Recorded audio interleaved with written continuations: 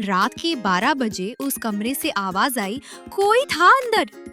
Ravi school में नए hostel में शिफ्ट हुआ। सबने कहा, कोना वाला कमरा मत लेना, वहाँ भूत है।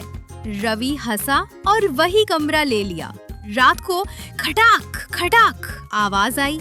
रवि उठा, टॉर्च ली और देखा एक पुराना खिड़की का पल्ला हवा में टकरा रहा था। डर कई बार हमारे मन का वहम होता है। ऐसी और मजेदार वीडियो देखने के लिए लाइक एंड सब्सक्राइब जरूर करें।